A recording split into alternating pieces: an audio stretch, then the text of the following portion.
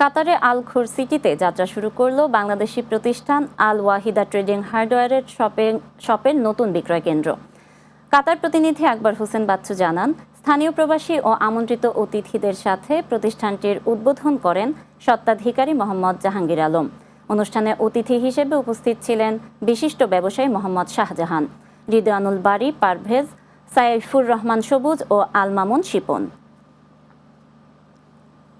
মধ্যে এই প্রতিষ্ঠানটি চালিয়ে আসছেন, এখন নাম চেঞ্জ হয়ে সেটা আল ওয়াহিদা হয়ে আজকে আলখোর প্রতিষ্ঠানটি উনি আবার আজকে উদ্বোধন করেছেন। সেটার জন্য শুভকামনা জানাচ্ছি।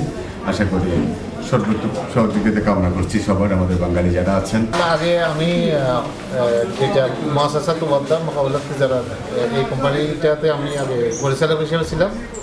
বর্তমানে এই কোম্পানিটা ওয়াহিদা আল ওয়াহিদা যে কোম্পানিটা আমি এখন নতুন করছি। ইনশাল্লাহ সবাই দৃষ্টি আকর্ষণ করছি, সবাই একটু দোয়া করবে।